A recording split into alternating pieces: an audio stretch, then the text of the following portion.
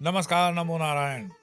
जैसे कि श्राद्ध का महीना चल रहा है और एक ही प्रश्न बारंबार आपकी तरफ से आ रहा है कि पितृदोष के निवारण के लिए क्या सबसे इजीएस्ट मेथड है। तो मैंने जैसे कि हमेशा कहा है, सस्ता सुगम सुंदर टिकाऊ, और ये 5 मिनट का जो मैजिक है, आप अपने जीवन में इसको रोजमर्रा की पूजा में स्थान दें।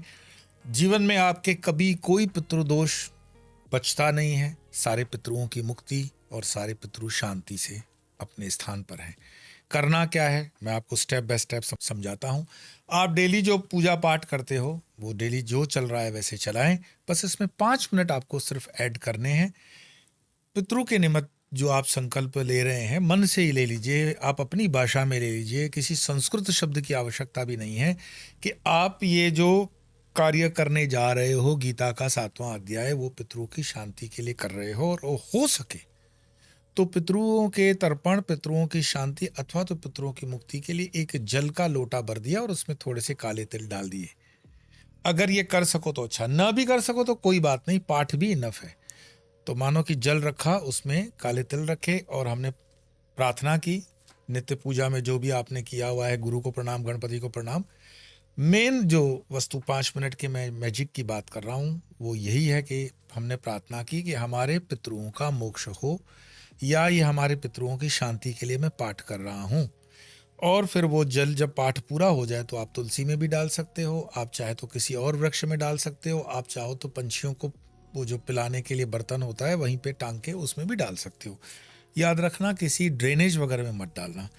तो ये 5 मिनट का जो एक्सपेरिमेंट है, ये जीवन की प्रत्येक समस्याओं को, कौन सी समस्याएं जो पितृदोष के कारण आपके जीवन में आती है, मानो परिवार के अंदर झगड़े हैं, परिवार के अंदर वाद विवाद है, प्रॉपर्टी को लेकर के कोर्ट कचहरी है, स्वास्थ्य में खराबियां हैं, हेल्थ को लेकर के है, वेल्थ को लेकर के है, शादी नहीं हो रही है, या फिर अपनी संतति बच्चे वगैरह नहीं हो रहे हैं, जो भी कार्य पितृदोष के कारण रुका हुआ है, या आपकी जन्म कुंडली में अगर पितृदोष बताया गया है तो यही इसका इलाज सरल है। 7वां अध्याय मात्र 5 मिनट के लिए। और इसके निवारण का जो सॉल्यूशन मैंने बताया है, पितृमोक्ष। और ये 7वां अध्याय जो है क्या, ये है ज्ञान विज्ञान योगो नाम। और ये सारे के सारे 30 श्लोक भगवान श्री कृष्ण के ही वाणी से हैं। इसमें दूसरा कोई अर्जुन उवाच नहीं है, श्री भगवान उवाच ही है। तो बिल्कुल आप इसको समझेंगे।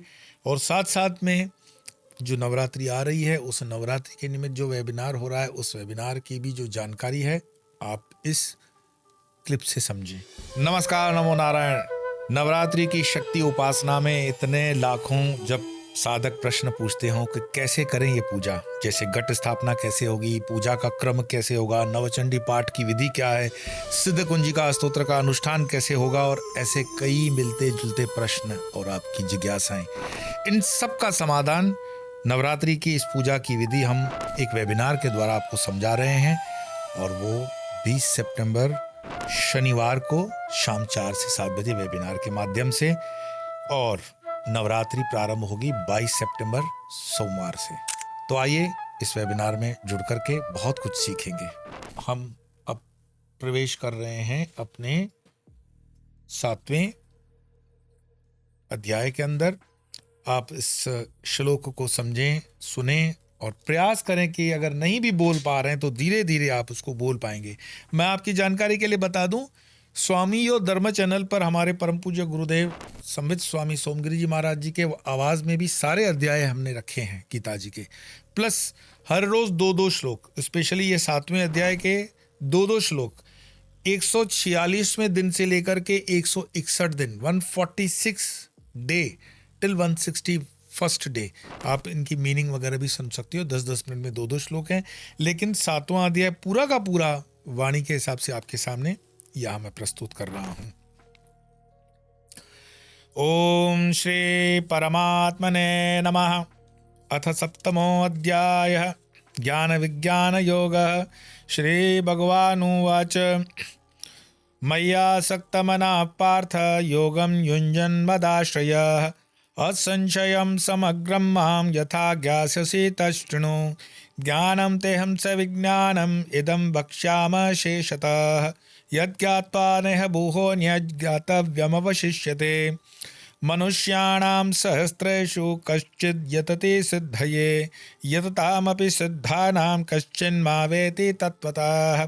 भूमिरापो नलो वायुः खं मनो बुद्धिरेव च अहंकार इति यं मे भिन्ना प्रकृतिरष्टदा अपरेयमितस्त्वन्यां प्रकृतिं विद्धि मे परां जीवभूतां महाबाहो ययेदं धार्यते जगत् एतद्योनीनि भूतानि सर्वाणि उपधारय अहं कृष्णस्य जगतः प्रभव प्रलयस्तथा मतः परतरं नान्यत् कंचिदस्ति धनंजय मयि सर्वमिदं प्रोतं सूत्रे मणिगणा इव रसोऽहं सुकौन्तेय प्रभास्मि शशिसूर्ययोः प्रणवः सर्ववेदेषु शब्दखे पौरुषं नृषु पुण्यो गन्धः पृथिव्यां च तेजश्चास्मि विभावसौ जीवनं सर्वभूतेषु तपश्चास्मि तपस्विषु बीजं मा सर्वभूतानां विद्धि पार्थ सनातनं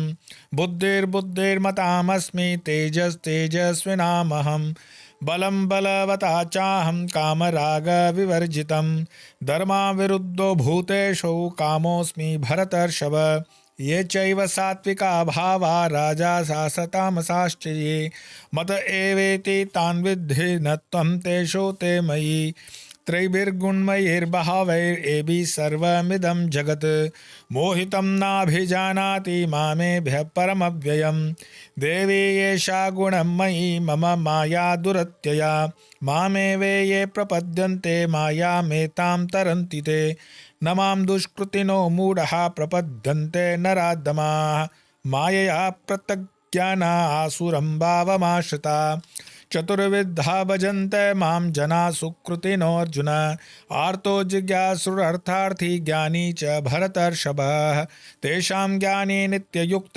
एकभक्तिर्विशिष्यते प्रियो हि ज्ञानिनो अर्थम् अहं स च मम प्रियः उदारा सर्व एवैते ज्ञानी त्वात्मैव मे मतम् आस्थितः स हि युक्तात्मा मामेवानुत्तमां गतिम् बहूनां जन्मनां अन्ते ज्ञानवान् मा प्रपद्यते वासुदेवः सर्वमिति स महात्मा सुदुर्लभः कामैस्तैस्तरैर्ज्ञाना प्रपद्यन्तेऽन्य देवताः तं तं नियमम् आस्थाय प्रकृत्या नियता स्वया यो यो यां यां तनुं भक्तः श्रद्धयाच्युतमिच्छति तस्य तस्याचलां श्रद्धां तामेव विदिदाम्यहम् सत्तया श्रद्धया युक्तस्तस्याराधनमिहते लभते च ततः कामान् मय्येव विहितान् हितान् अन्तवत्तु फलं तेषां तद्भवत् अल्पमेधसां देवान् देवयजो यान्ति मद्भक्ता यान्ति मामपि अव्यक्तं व्यक्तिमापन्नं मन्यते मामबुद्धयः